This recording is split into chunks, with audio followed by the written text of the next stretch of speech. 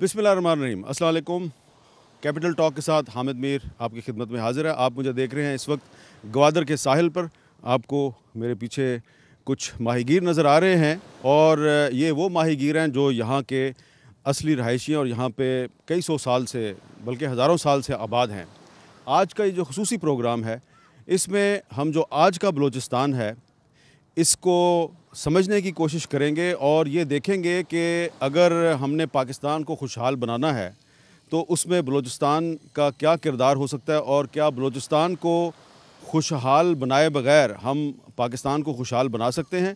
तो आज के इस खुसूसी प्रोग्राम में हम सिर्फ गवादर नहीं बल्कि बलूचिस्तान के कुछ और अहम शहर जो हैं उनका भी सफ़र करेंगे। ये बहुत लंबा सफ़र है और इस छोटे से प्रोग्राम में हम कोशिश करेंगे कि इस वक्त जो बलूचिस्तान में जो तब्दीलियां आ रही हैं उनका जायज़ा लें और आपको बताएं कि यहाँ के ज़मीनी हक़ाइक़ क्या हैं। जब से पाक चीन इक़्तिसादी राहदारी का ऐलान हुआ है, बलूचिस्तान में सी पैक के ख़िलाफ़ साजिशें बढ़ती ही जा रही हैं, लेकिन इन साजिशों के बावजूद ग्वादर पोर्ट फंक्शनल हो चुका है और दहशत गर्दी के वाक़यात भी कम हो गए हैं। 2017 में यहाँ दहशत गर्दी के 28 वाक़यात हुए, जो 2019 में सिर्फ 6 रह गए। ग्वादर पोर्ट को महफूज बनाने के लिए सिविल इदारे और पाकिस्तान आर्मी मिलकर काम कर रहे हैं और इन मुश्तरका मंसूबों के बारे में हमें ग्वादर पोर्ट अथॉरिटी के डीजी आसिम टवाना और पाकिस्तान आर्मी के स्पेशल सिक्योरिटी डिवीज़न के जीओसी मेजर जनरल आमिर नजम ने बताया कि एक तरफ हम आम लोगों को सहूलियात ज़िंदगी फ़राहम कर रहे हैं तो दूसरी तरफ पाक ईरान बॉर्डर की फेंसिंग भी की जा रही है। 250 किलोमीटर बॉर्डर पर बाड़ लगाई जा चुकी है, लेकिन अभी 700 किलोमीटर बाकी है। ग्वादर में सिविल इंतज़ामिया और फ़ौज ने नौजवानों को खेलों की सहूलतों पर खुसूसी तवज्जो दी है। साहिल समंदर पर रात को फुटबॉल खेलते हुए नौजवान एक रोशन और खुशहाल पाकिस्तान की उम्मीद बने नज़र आते हैं। ग्वादर में फ़ौज ने एक क्रिकेट स्टेडियम भी बनाया है जहां नौजवान क्रिकेट खेलते हुए नजर आते हैं। ये बलोच क्रिकेटर्स बड़े पुरजोश और पुरअज़म हैं। बलूचिस्तान की तरक्की और पाकिस्तान की तरक्की एक दूसरे के लिए लाज़िम व मलज़ूम है। इसके लिए ज़रूरी है कि बलूचिस्तान के लोगों को वही हकूक़ दिए जाएँ जो बाकी सूबों के अवाम के पास भी मौजूद हैं। क्या नाम है आपका? तौकीर अहमद। तौकीर अहमद, आप इधर क्या काम करते हैं? समंदर का सर। समुद्र मछेरे हैं आप? जी हाँ। तो इधर आपका काम सही चल रहा है? क्या गुजारा जी हाँ क्या गुजारा। मसला क्या है? मसला ये है कि मच्छी नहीं है सर। मच्छी नहीं है? क्यों नहीं है मच्छी? मच्छी नहीं है समंदर में। ट्रोलरिंग हो रहा है, ट्रोलर मार रहा है इधर। और ट्रोलर किधर से आता है? पता नहीं है, इधर से आता है, कराची से आता है, इधर ट्रोलरिंग करता है, किनारे पे आता है। हाँ ना, ये मच्छी को लेके जाता है ना। तो ये आपका इधर का हक आपका है, लेकिन आपका हक कोई और ले जाते हैं। हाँ ये बात है हाँ, बिल्कुल हाँ हकीकत तो है। ये मसले को हल कौन करेगा? मसला तो मसले को आगे ले जाओ ना, हमारा बात करो। हाँ, ट्रोलिंग नहीं हो जाए, ये किनारे वालों का हकदार है, छोटे कश्तियों का हक है। ये वो बड़े बड़े ट्रोलर आ रहा है, इधर मार रहा है। तो वो ट्रोलर ग्वादर के नहीं है? नहीं ना, ग्वादर का ट्रोलर है। कुछ बताओ ना यार, किधर से आता है? ये आता है सर, कराची से आता है, वो बड़े बड़े लोगों का है। ये हम लोगों का नहीं है, हम लोग का मच्छी को लेके जाता है। अच्छा, फिर ये बड़े बड़े लोग बैठे हुए हैं, उन लोगों का है सर, हम लोगों का नहीं है। हम लोग जाते हैं, अभी मच्छी हम लोगों ने नहीं पकड़ा। आप बताओ क्या करते हो? हम समंदर का काम करते हैं, हम सब मचेरे हैं, कुछ नावदे भी हैं और टोरर वाले देखो सारे जो जेर लगा कर घूम रहे हैं। छोटे भी मच्छी को भी पकड़ रहे हैं। अच्छा। बड़े को छोड़ो, छोटे को भी पकड़ रहे हैं। अभी छोटे को पकड़ेगा तो काक बड़े मच्छी इधर किनारे पे आएगा। ये तो जाहिर की बात है, माहीगर सारा जो है ना परेशान हो जाते हैं। तो ये बड़ा ट्रोलर किधर से आ रहा है? ये कराची से आ रहे हैं, इधर ट्रोलर मार के जा रहे हैं, सारा मच्छी अपने साथ लेके जा रहे हैं। छोटे मच्छी अंदर नहीं आ रहे। अभी सब परेशान है, देखो कुछ मच्छी पकड़ते लाते हैं, वो इधर से निकाल रहे हैं। छोटे मच्छियाँ हैं, इतना भी नहीं। अभी हम लोग गए थे छिंद के लिए गए थे, बांगड़ा भी नहीं है। ये बड़े बड़े जो कीमती मच्छियाँ हैं जो जिसका रेट है, और ट्रोलर वाले लेके जा रहे हैं। पीछे से पता नहीं किधर से वो दूर हो लांच से लेके उस लांच तक उसका जो है ना जाला है, ट्रोलर का जो गुज्जो है, अस्सलाम वालेकुम भैया। वालेकुम सलाम। जाल तो आपका नजर आ रहा है, मच्छी पकड़ी है कि नहीं पकड़ी? जी नहीं सर, मच्छी नहीं पकड़ी है। क्यों मछली क्यों नहीं पकड़ी? मच्छी नहीं है समुद्र में, 10-15 दिन हो गए हैं। अस्सलाम वालेकुम। वालेकुम। क्या हाल है आपका? खैरियत ठीक। क्या नाम है आपका? जावेद सरवर। जावेद सरवर साहब, ये आप कश्ती बना रहे हो? जी हाँ, अच्छा, तो ये काम सही चल रहा है आपका? बिल्कुल बिल्कुल। अच्छा, तो कितने अरसे से आप इधर कश्तियाँ बनाते हैं? 25 साल से। 25 साल से। तो कोई प्रॉब्लम तो नहीं है इधर? नहीं नहीं नहीं। कोई प्रॉब्लम नहीं। तो ये एक कश्ती बनाई जा रही है यहाँ पे, सामने समुंदर है, यहाँ पे कश्ती बना रहे हैं। अस्सलाम वालेकुम। वालेकुम सलाम। हम सब क्या है? क्या आप खैरियत से हैं? बिल्कुल। नाम क्या है आपका? साजिद सरवर। साहिब साहब, ये कश्ती जो आप बना रहे हैं, ये कितने अरसे में कश्ती बनती है? ये कारीगरों के ऊपर डिपेंड करता है। अच्छा। अगर इसमें जितनी ज़्यादा कारीगर लगें तो ये जल्दी तैयार हो जाती है। अगर ये 4 बंदे लगातार इस पर लगे रहें तो तकरीबन 3 महीने। अच्छा, 3 महीने में कश्ती तैयार हो जाती है। तो साल में कितनी कश्तियाँ बनाते हैं आप? साल में 6-8। 6-8। तो ये बताएंगे एक कश्ती कितने की बिकती है? ये हम ठेके पे लेते हैं। ठेके पे लेते हैं? ये ठेका इसका 15 लाख की है। ये 15 लाख की है। तो यहाँ पे कितने लोग ये काम करते हैं कश्ती बनाने का? उनका रोज़गार कितने लोगों का वाबस्ता है? ये बहुत से लोग हैं, तकरीबन 2-3 हज़ार हैं। 2-3 हज़ार लोग कश्तियाँ बनाते हैं यहाँ पे। तो काम अच्छा चल रहा है आपका? अभी तक चल रहा है, लेकिन आगे पता नहीं। ये रोड आ रही है, मैं जगह देंगे या नहीं देंगे ये पता नहीं है। अच्छा, ये आपको नहीं पता कि ये जगह देंगे या नहीं देंगे? ये यहाँ से उठाएंगे फिर इधर ले जाएंगे। चले, अल्लाह करे आपको कोई ना उठाए यहाँ से। ये तो हम दुआ करते हैं।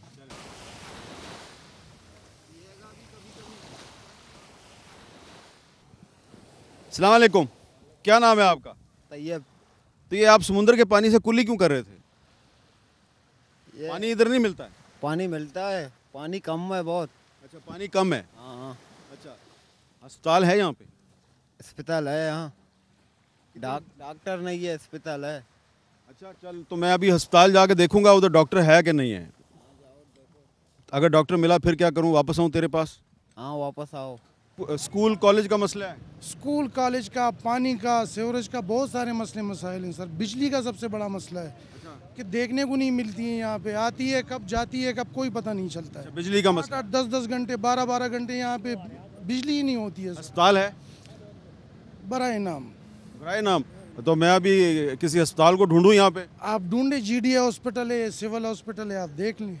हॉस्पिटल, अस्पताल है, अस्पताल है, डॉक्टर है, डॉक्टर भी है। जी हाँ। तो फिर अस्पताल भी है, डॉक्टर भी है, फिर क्या चाहिए? अब इलाज मुआवजे की वो सहूलतें जो होनी चाहिए वो नहीं है तो सर। मैं अभी अस्पताल जाके देखूंगा फिर। आप चेक करें। ग्वादर में सेहत की सहूलतों में इजाफे के लिए पाकिस्तान आर्मी मुकामी इंतजामिया की भरपूर मदद कर रही है।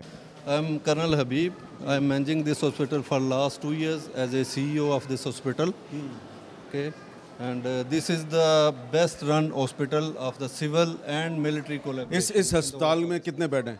This is 50 bedded, 50 बेड का अस्पताल है और अभी ये एक्सटेंड हो रहा है 150 बेड पे काम शुरू हो। तो आपने कब टेक ओवर किया था? मैं 2 साल पहले यहाँ तो पे। मेल वार्ड में चले? जी वेन वार्ड में। क्या नाम है आपका? फाज सलीम सर। फाज सलीम साहब, क्या प्रॉब्लम है? सर मलेरिया हुआ है मुझे। मलेरिया? कितने दिन से हो यहाँ पे? मैं कल एडमिट हुआ सर। अच्छा, तो कितनी कोई दवाई वगैरह मिली है आपको? जी सर बिल्कुल। अच्छा, मुफ्त मिली है? जी सर। मुस्कुरा क्यों रहे हो? आपको देख कर। अच्छा, मुझे देख के मुस्कुरा रहे हो, ठीक है। मच्छरों के मसाइल के बारे में ग्वादर के DC से हमने बात की तो उन्होंने कहा कि मच्छरों की अक्सर शिकायत जायज़ हैं। वसीम नाम है मेरा, डिप्टी कमिश्नर ग्वादर हूँ मैं, और 22 जून 2018 से मैं यहाँ पे। ये बताएं कि यहाँ पे जो ग्वादर शहर में जो मछेरे हैं, यहाँ के जो माहीगीर हैं, उनसे हमने बात की। वो कह रहे हैं जी कि उनको प्रॉब्लम ये है कि कराची से ट्रॉलर आते हैं और मछली पकड़ के ले जाते हैं तो उनको कुछ नहीं मिलता। तो उनका मसला कौन हल करेगा? उसके मसले के लिए जो कराची से जब वो आते हैं ट्रॉलर, उसको पकड़ने के लिए हमारी जो जॉइंट एफर्ट चल रही होती हैं, क्योंकि जो गवर्नमेंट ऑफ बलोचिस्तान है उसकी जो जुरिसडिक्शन है जिसमें फिशरीज डिपार्टमेंट उसने अपनी पावर एक्सरसाइज करनी होती है, वो 12 नॉटिकल माइल है। Beyond that maritime security agency है जो कि पाकिस्तान नेवी और मिनिस्ट्री ऑफ डिफेंस के साथ जो है वो मिल के काम कर रही होती है। तो जब ये बेसिकली जो यहाँ के फ़िशरमैन हैं उसको एतराज़ उस ट्रॉलर से नहीं है, उसका जो नेट जो यूज़ कर रहा होता है उस नेट के साथ है, क्योंकि वो नेट इतना नैरो होता है कि वो इवन मछली के अंडे भी जो है वो उसको उठा के ले जाता है। तो उसके लिए government of Sindh, government of Balochistan and maritime security agency ये तीनों एफर्ट कर रही हैं, लेकिन एफर्ट जो है वो ज़्यादा और बेहतरी की तरफ जा सकती हैं और जा भी रही हैं, इम्प्रूवमेंट्स हो रही हैं।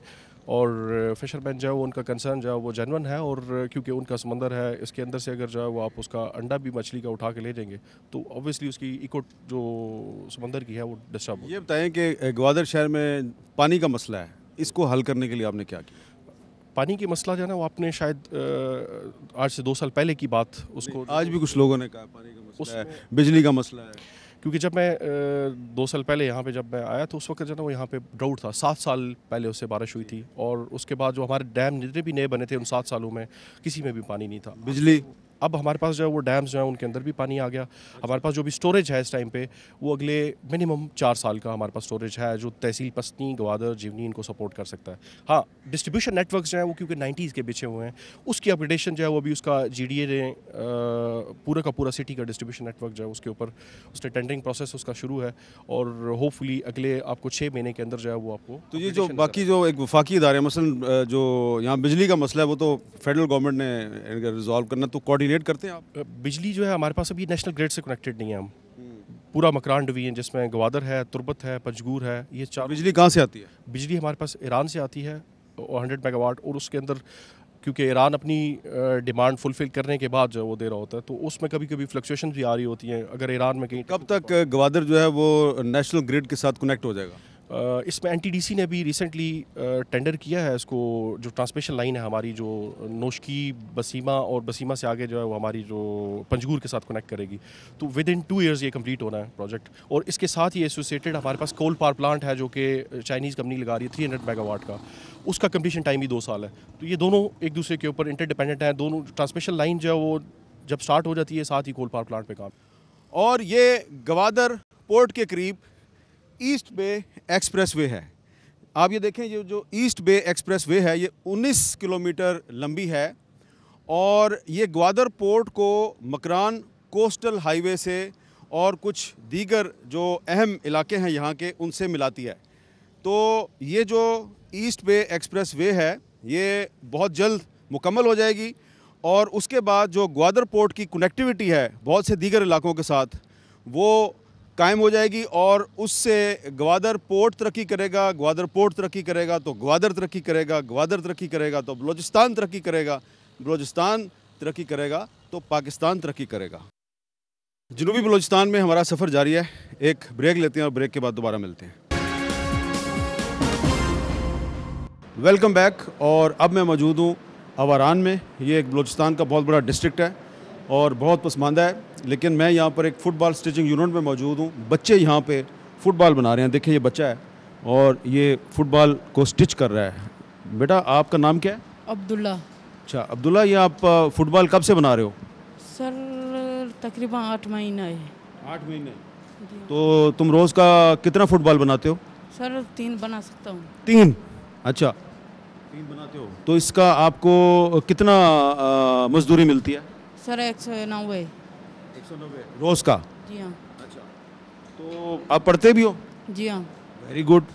तो कौन सी क्लास में पढ़ते हो? 8। 8वीं में पढ़ते हो और पढ़ते भी हो और तुम काम भी करते हो? जी हाँ। माशाल्लाह, अल्लाह तुम्हें कामयाब करे। ये एक और बच्चा है और ये भी फुटबॉल बना रहा है। आपका नाम क्या है? ज़कीर अहमद सर। अच्छा, तो आप कब से फुटबॉल बना रहे हो? 8 महीने सर। अच्छा, आप भी 8 महीने से बना रहे हो। आप भी पढ़ते हो? जी सर। कौन सी क्लास में? 8वीं सर। अच्छा, आप भी 8वीं क्लास में पढ़ते हो? मेरा सर। अच्छा, तो आप सिर्फ फुटबॉल बनाओगे या मैट्रिक के बाद आगे भी पढ़ना है? इंशाल्लाह आगे भी पढ़ेंगे, फुटबॉल भी बनाएंगे। अच्छा, फुटबॉल भी बनाओगे और पढ़ोगे भी इंशाल्लाह।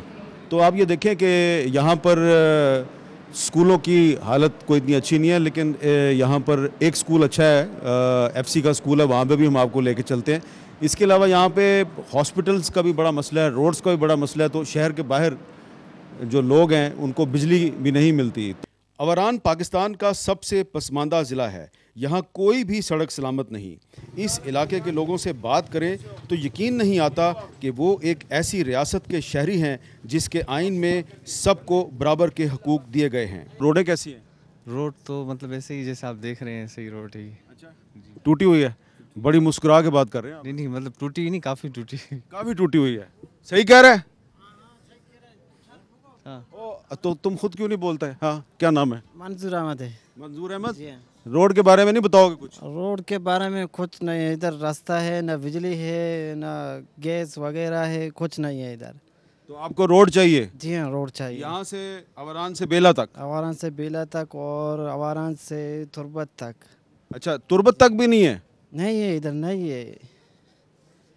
क्या बात कर रहे हो यार? हाँ, नहीं है इधर। अच्छा जी। वैसे तो मुझे भी पता है, लेकिन मैं आपसे सुनना चाह रहा हूँ। एक कच्चा रास्ता है।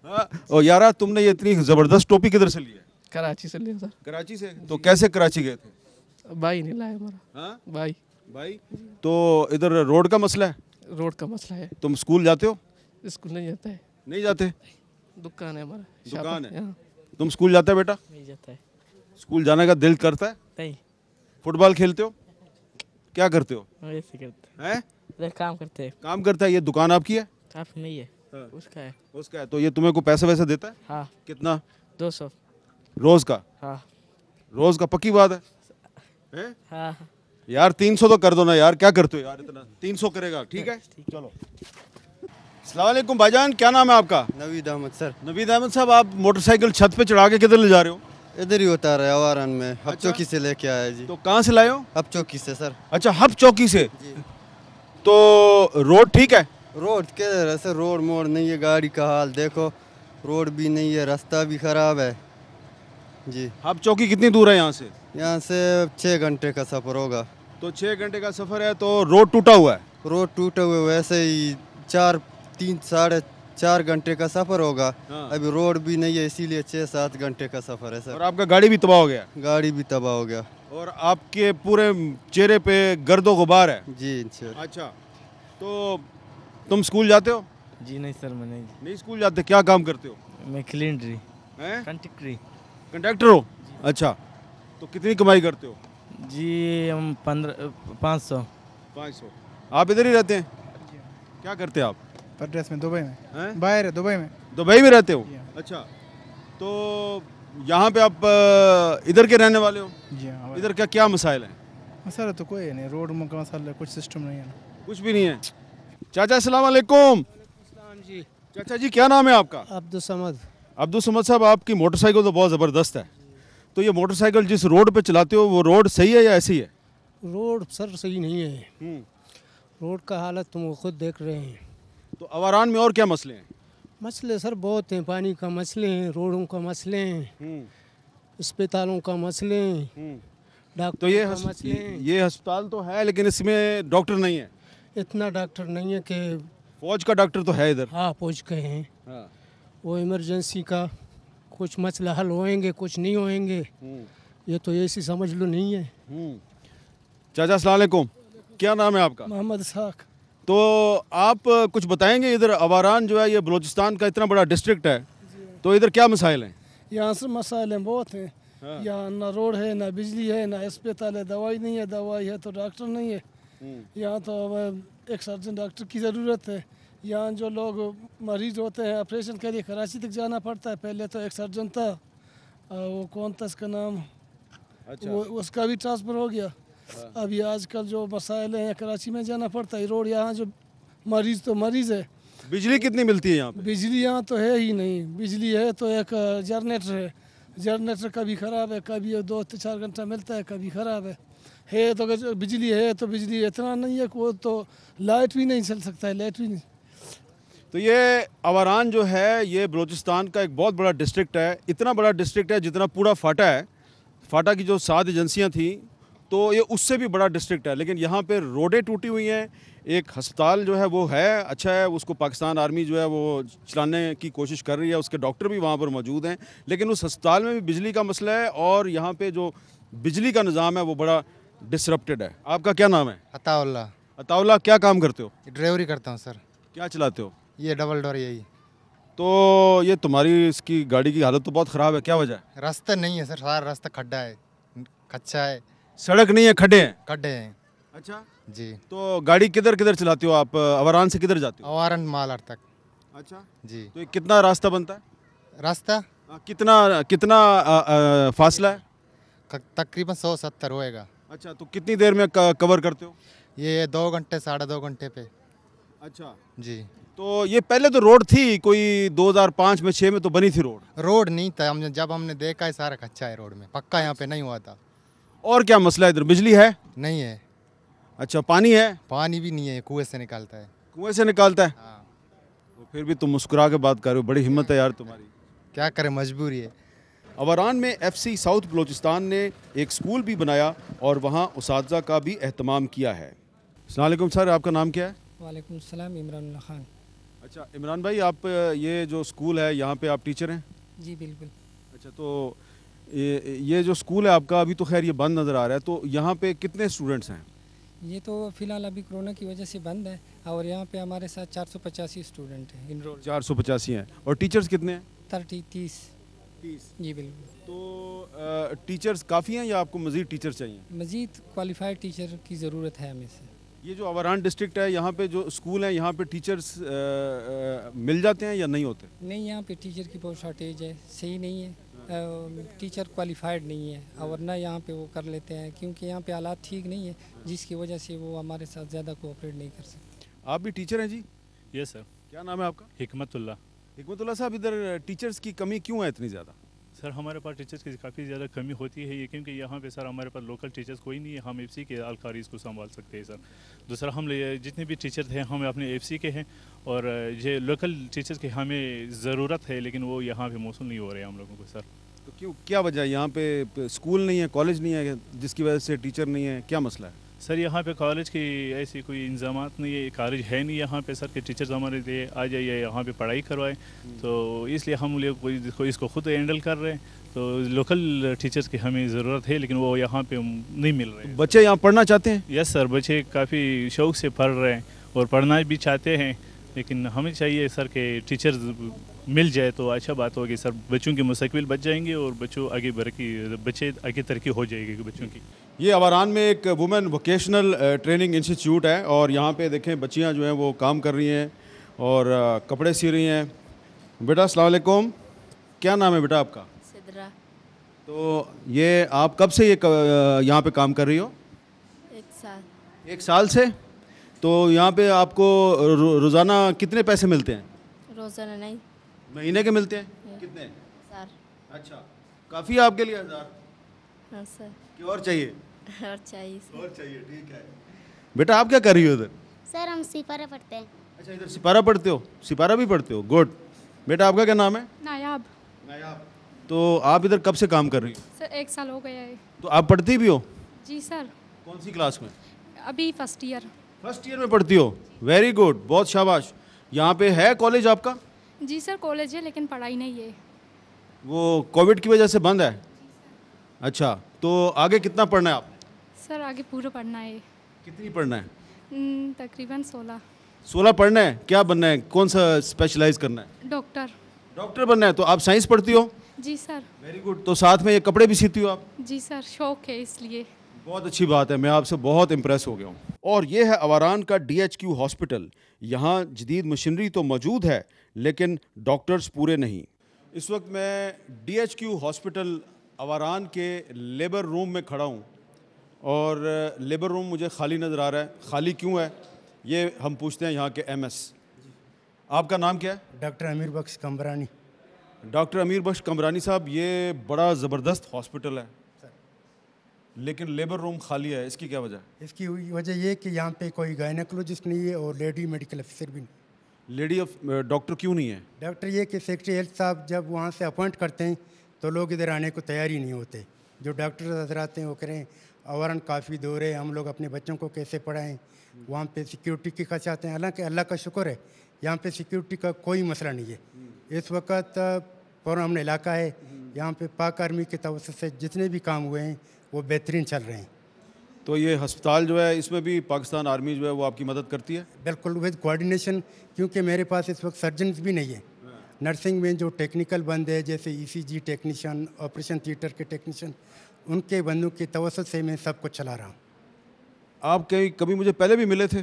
बिल्कुल, जब अर्थक्वेक हुआ था सितंबर 2013 को। उस वक्त मैं एज ए मेडिकल ऑफिसर काम कर रहा था। तो इसके बाद मेरी प्रमोशन हुई थी 2015 को। फिर मैं बीइंग एमएस इस वक्त 2015 से डीएचक्यू को डील कर रहा हूँ। तो आप तो यहीं पे काम कर रहे हैं, आपके साथ और कितने डॉक्टर हैं? और मेरे साथ 5 डॉक्टर हैं। तो 5 डॉक्टर हैं, आपको और कितने डॉक्टर चाहिए? मुझे तकरीबन जो मेल डॉक्टर्स हैं वो 5 चाहिए और 5 लेडी मेडिकल ऑफिसर चाहिए। और क्योंकि जो एलएचबी की पोस्ट हैं वो भी खाली हैं, कम से कम 6 एलएचबी की जगह अगर 3 एलएचबी हो ना तो भी काम चल जाए। तो अब आप यहाँ पे जो ख़वातीन हैं तो लेडी डॉक्टर नहीं है, तो वो किधर जाती हैं? वो 2 जो एलएचबी कॉन्टेक्ट पे उन्होंने रखे थे एचआरए के प्रोजेक्ट पे, वो इस वक्त मेरे साथ काम कर रहे हैं। और एक मिडवाइफ है और जो 2 एलएचबी वो नॉर्मल डिलीवरी करवा रहे हैं। बाकी जो जितने भी कॉम्प्लिकेटेड केस होते हैं वो मैं कराची रेफ़र करता हूँ। कराची? यहाँ से कराची किस तरह जाते हैं लोग? एम्बुलेंसेस के थ्रू। कितना फासला कितना है? फासला तो सर तकरीबन 300 किलोमीटर है, लेकिन यहाँ अवारान से जाऊ और जाऊ से बेले तक जो रास्ता है 3 घंटे हमें इधर लग जाते हैं, 3 घंटे फिर वहाँ से कराची। सड़क टूटी हुई है? सड़क टूटी हुई है, तो सड़क बनाने की ज़रूरत है। सड़क बनाने की भी ज़रूरत है। और अवारान से बेला तक? अवारान से बेला तक। और ये डीएचक्यू हॉस्पिटल अवारान का ऑपरेशन थिएटर है। पीछे आपको जो इक्विपमेंट नज़र आ रहा है बड़ा मॉडर्न है, बड़ा लेटेस्ट इक्विपमेंट है। और ये हॉस्पिटल जो है ये यूएई के ताउन से बना है। लेकिन यहाँ पर आपने जैसा कि सुना कि अस्पताल के एमएस बता रहे थे कि लेडी डॉक्टर नहीं है, लेकिन यहाँ पर पाकिस्तान आर्मी के जो डॉक्टर्स हैं वो हमें नज़र आ रहे हैं, मौजूद हैं यहाँ पे। और एक सर्जन डॉक्टर साहब जो हैं वो भी हमारे साथ मौजूद हैं, ज़ीशान साहब। ज़ीशान, आप सर्जन हैं? जी मैं सर्जन हूँ। डॉक्टर साहब ये बताएं कि ये जो लेटेस्ट इक्विपमेंट है ये तो यहाँ पर मौजूद है, लेकिन डॉक्टर्स की कमी है, तो ये कमी कैसे पूरी हो सकती है? कमी तो इसमें अगर जो आप देखें सिविलियन गवर्नमेंट अगर वो उसमें अपना रोल प्ले करे तो एज़ फार यानी डीएचक्यू में तमाम फैसिलिटी अवेलेबल है, ऑपरेशन थिएटर भी अवेलेबल है, लेकिन लास्ट यानी 1 ईयर से कोई भी सिविलियन सर्जन अवेलेबल नहीं है। लेकिन यहाँ पर आर्मी की तरफ से एफटीसी भी इस्टेब्लिश की गई है जिसमें एक सर्जन यानी जो मैं खुद यानी यहाँ पर आया हुआ हूँ, उसके अलावा एक हमारे साथ एनेस्थेटिस्ट भी अवेलेबल हैं और इवन के मेडिकल इलनेसिस के लिए मेडिकल स्पेशलिस्ट भी अवेलेबल हैं और एक OCFT जो एज ए MO यानी यहाँ पर तमाम यानी पेशेंट वगैरह देख रहे हैं। ये हॉस्पिटल कब से ऑपरेशनल है? ये जो बना है वो 2010 में इसकी इनॉग्रेशन हुई है, लेकिन उसके अलावा 2013 में इसने प्रॉपर अपनी वर्किंग स्टार्ट की है। और यहाँ पे रोज़ाना कितने पेशेंट आते हैं? रोज़ाना यहाँ पर जो पेशेंट सिविलियन प्लस यानी इंक्लूडिंग आर्मी अराउंड यानी 200 to 250 पेशेंट्स यानी रोज़ाना रिपोर्ट करते हैं OPD में। अच्छा, तो ये जो इक्विपमेंट हमें बड़ा लेटेस्ट नज़र आ रहा है, इसकी मेंटेनेंस कैसे होती है? इसकी मेंटेनेंस के लिए यहाँ पर प्रॉपर आर्मी की तरफ से OT स्टाफ अवेलेबल है जो इन चीज़ों की यानी देखभाल भी करता है। उसके अलावा एनेस्थेटिस्ट है कि कोई भी मशीन जिसमें कोई फॉल्ट हो, कैलिब्रेशन का कोई इशू हो, तो जो एनेस्थेटिस्ट हैं आर्मी के वो इनको यानी कैलिब्रेट करते रहते हैं। बाकी प्रॉपर यानी OT के लिए स्पेसिफिक यानी स्टाफ अवेलेबल है हमारे। बिजली हॉस्पिटल को प्रॉपर्ली मिलती है? बिजली का थोड़ा सा यहाँ पर इशू आ रहा है क्योंकि यहाँ पर जो वापडा की तरफ से जनरेटर है उसके स्पेसिफिक टाइम्स है, यानी 24 आवर्स में अराउंड वो 12 आवर चलता है, बाकी 12 आवर यानी DHU का जनरेटर है लेकिन वो भी ऑन एंड ऑफ यानी इसका प्रॉब्लम रहता है। यानी बाकी पेट्रोल जो है वो उसको आर्मी की तरफ से प्रोवाइड किया जा रहा है। अवारान में कई सरकारी महकमों के दफातर मौजूद हैं, लेकिन इन दफातर में अमला नज़र नहीं आता। ये घोस्ट मुलाजमीन भारी तनख्वाहें वसूल करते हैं लेकिन काम नहीं करते। ये डिस्ट्रिक्ट हेल्थ ऑफिस अवारान है और ये बंद है, इधर कोई बोर्ड नहीं लगा हुआ, अंदर कोई मुलाजिम नहीं है।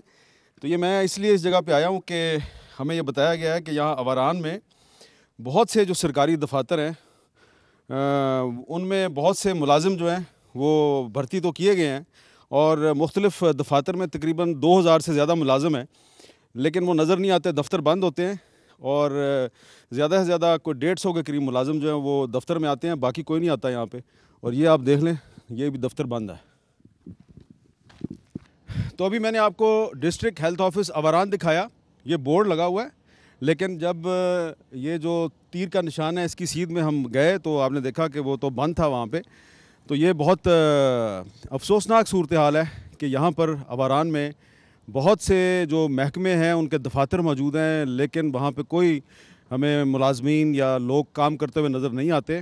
2200 के करीब लोग जो हैं वो कागज़ों में सरकारी मुलाजम हैं, लेकिन सिर्फ 150 के करीब अफराद जो हैं वो यहाँ पे काम करते हैं। तो ये है सूरत हाल अवारान की। एक ब्रेक लेते हैं और ब्रेक के बाद एक और बड़ी अहम जगह बलूचिस्तान की, वहाँ पर आपके साथ सफ़र करेंगे। Welcome back. और आप मुझे देख रहे हैं तुर्बत में खजूरों के एक बाग में। खजूर यहाँ की एक सौगात समझी जाती है। यहाँ पे बहुत भारी मिकदार में खजूरें पैदा होती हैं, लेकिन तुर्बत और बलूचिस्तान के जनूबी अजला में जो खजूर पैदा होती है ये पंजाब में, खैबर पख्तूनख्वा में और पाकिस्तान के दीगर इलाकों में बड़ी मुश्किल से पहुँचती है। इसकी क्या वजह है ये हम आपको बताएँगे, और यहाँ के जो कुछ मुकामी लोग हैं, यहाँ की जो अहम सियासी शख्सियात हैं, उनसे भी बातचीत करेंगे। अमित भाई, सबसे पहले तो मैं आपको वेलकम करता हूँ तुर्बत में, और यकीनन आपने तुर्बत देखा, पहले भी देखा था, अभी आपने देखा है। इसमें हमने अतलवसा कोशिश की 2.5 साल में, जितना हमसे हो सका हमने कंट्रीब्यूट की, और मैं समझता हूँ कि आपको तुर्बत के तमाम इंस्टीट्यूशंस को आप देखेंगे। बाकी जहाँ तक कोरोना का ताल्लुक़ है, कोरोना तो बदकिस्मती से अभी तक हम इसको रियलाइज़ नहीं कर रहे हैं कि कोरोना यहाँ पेंडेमिक है, और तुर्बत में तो बहुत ज़्यादा है। कल की जो रिपोर्ट्स हैं 18% इसमें इजाफ़ा हुआ है। तो मैं तो समझता हूँ कि आप हमारे लिए, आपने जो यहाँ पे आ गए, हमारे लिए, तुर्बत के अवाम के लिए बहुत बड़ा एक ज़बरदस्त नेक बात है कि आप यहाँ आए, चीज़ों को करीब से देख रहे हैं। पहले इस्लामाबाद से आपने देखे थे, अब थोड़ा सा ज़मीन पे भी आके देखेंगे। Thank you very much. अब इस वक्त बाप को किस इशू पर तवज्जो देनी चाहिए? देखें, मैं समझता हूँ कि इस वक्त सबसे ज़्यादा तो लॉ एंड ऑर्डर पे उसको तवज्जो देनी चाहिए, और बलूचिस्तान की डेवलपमेंट पे उसको तवज्जो देनी चाहिए। और मैं ज़ाती सूरत में फ्रैंकली कहता हूँ कि मैं बाप से ज़्यादा उम्मीद नहीं रखता हूँ, क्योंकि मैं बाप को जानता हूँ जन्मदिन से। कोई माँ है जिससे आपको कोई उम्मीद हो? नहीं, मैं तो अवाम से उम्मीद रखता हूँ, बाप से नहीं रखता हूँ। ठीक है। एहसान शाह साहब, ये जो जनूबी बलूचिस्तान के बहुत से अजला है उसमें तुर्बत भी शामिल है, तो ये जो नेशनल ग्रिड है उसके साथ ये अभी तक कनेक्टेड नहीं है, तो इसके लिए आपने कभी कोई बात की है असम्बली में, या अभी जो वज़ीर आला उनसे बात की है? जी, ये अभी नहीं बल्कि इससे कबल भी हमारी बात हुई है, और ये प्लान में शामिल है। बेसेमा के थ्रू पंजगूर अगर बेसेमा से कनेक्ट हो तो नेशनल ग्रिड के साथ हम कनेक्ट हो जाते हैं। लेकिन इससे कबल जो पिछले अदवार में लोड शेडिंग शदीद थी मुल्क के अंदर, हमारे यहाँ लोड शेडिंग नहीं था। उसकी वजह ये थी कि हम नेशनल ग्रिड से लिंक नहीं थे, और ईरान से जो बिजली हमें मिल रही थी तो उसमें डिस्टर्बेंस नहीं था। तो जहाँ इसके फ़ायदे हैं वहाँ नुकसान भी हैं, लेकिन उस वक़्त हमने फ़ायदा उठाया इसका। अच्छा, तो इस वक्त क्या मसला है? इस वक्त यहाँ पे काफ़ी लोड शेडिंग हो रही है। लोड शेडिंग की बुनियादी वजह यह है कि इस वक्त हमें ईरान से जो मिल रहा है कोई 70 मेगावाट बिजली मिल रही है। कंजप्शन यहाँ पे ज़्यादा है, और इस वक्त चूँकि इस ग्रिड से 3 डिस्ट्रिक्ट मुंसलिक है, गवादर है, केच है, पंजगूर है। तो लेकिन अब ये डोमेस्टिक पर्पज़ के लिए बिजली यूज़ हो रही है। जब इसमें इंडस्ट्रियल सेक्टर आ जाएगा तो ये बिजली यकीनन नाकाफ़ी होगा। लेकिन इसके साथ साथ दूसरा जो अल्टरनेट है वो चाइनीज़ के थ्रू गवादर में 300 मेगावाट का एक पावर प्लांट लग रहा है।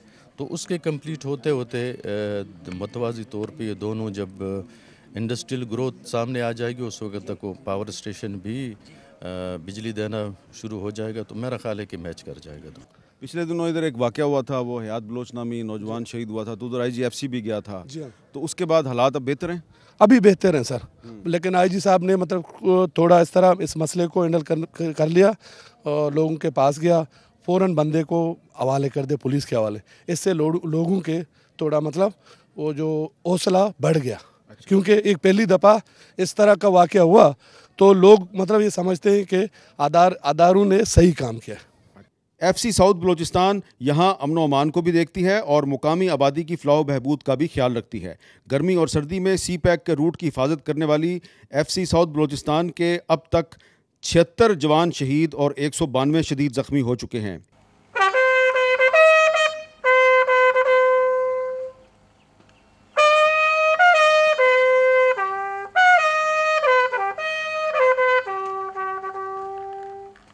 एक पहाड़ की चोटी पर मौजूद FC की चेक पोस्ट पर हमने जवानों से बात की।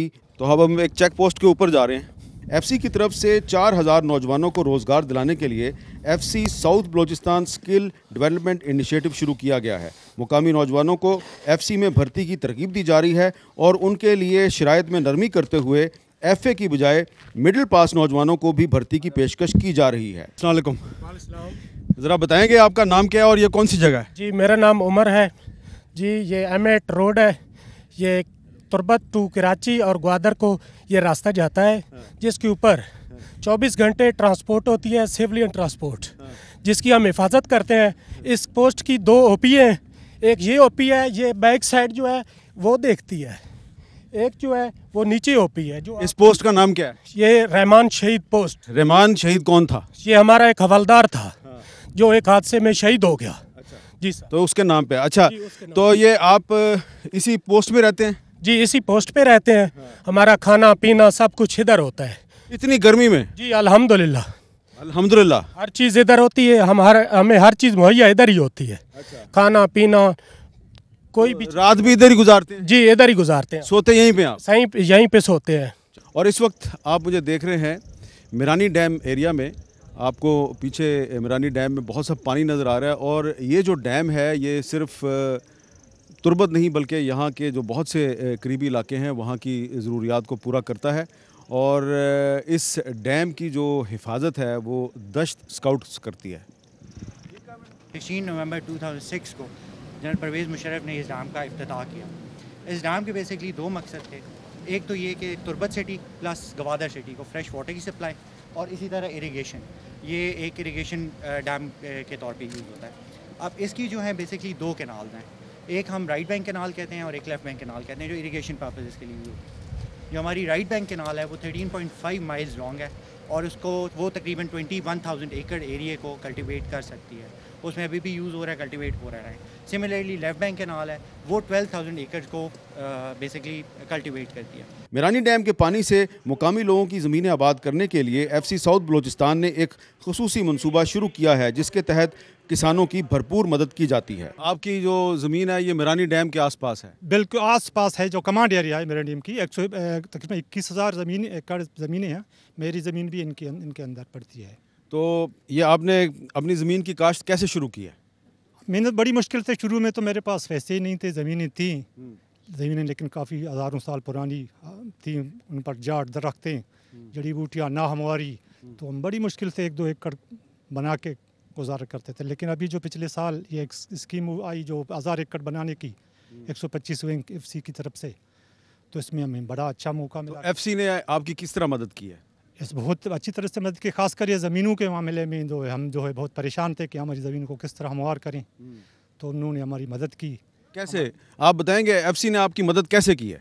एफसी ने सर ट्रैक्टर लाया, काम किया, रेवलिंग किया। एफसी ट्रैक्टर लेके आया? हाँ ट्रैक्टर लेके आया। अवामी शिकायत के लिए दीवारों पर खसूसी नंबर लिखे गए हैं जिन पर लोग अपनी शिकायत आला अफसरान तक पहुँचाते हैं। ये तुरबत में खजूरों का एक बाग है और इस बाग में ये सोलर पैनल के ज़रिए बिजली का इंतज़ाम किया गया ताकि ट्यूबवेल को चलाया जाए, क्योंकि तुरबत में बिजली नहीं मिलती। पाकिस्तान में वापडा एक बहुत बड़ा इदारा है, लेकिन वापडा जो है उसकी जो नेशनल ग्रिड है उसमें ना गवादर है, ना उसमें तुरबत है, ना अवारान है, ना बहुत से दीगर इलाके हैं। तो यहाँ के लोग जो हैं वो बिजली का इंतज़ाम इस तरीके से करते हैं और इनको बिजली की ज़रूरत है क्योंकि इन्होंने ट्यूबवेल से पानी हासिल करना है। पानी नहीं होगा तो ये खजूर का जो इतना बड़ा बाग है इसमें खजूर की पैदावार बहुत मुश्किल है। तो ये है बलूचिस्तान की असल ग्राउंड रियलिटी। यहाँ पर आपको सोलर पैनल नज़र आ रहा है, लेकिन यहाँ के लोगों को बिजली फ़राहम करना वापडा की ज़िम्मेदारी है और वापडा अभी तक अपनी ये ज़िम्मेदारी अदा करने में कामयाब नहीं हो सका। ये है बलूचिस्तान की असल ग्राउंड रियलिटी। और जब तक यहाँ के लोगों को वो हुकूक नहीं मिलते जो बाकी पाकिस्तान को मिल रहे हैं तो बलूचिस्तान खुशहाल नहीं होगा, और अगर बलूचिस्तान खुशहाल नहीं होगा तो पाकिस्तान खुशहाल नहीं होगा। लेकिन हम उम्मीद करते हैं कि बलूचिस्तान भी खुशहाल होगा और इंशाल्लाह पाकिस्तान भी खुशहाल होगा। कैमरामैन इमरान अलेक्जेंडर के साथ हामिद मीर को तुरबत में खजूरों के इस बाग से इजाज़त दीजिए। अल्लाह हाफ़िज़।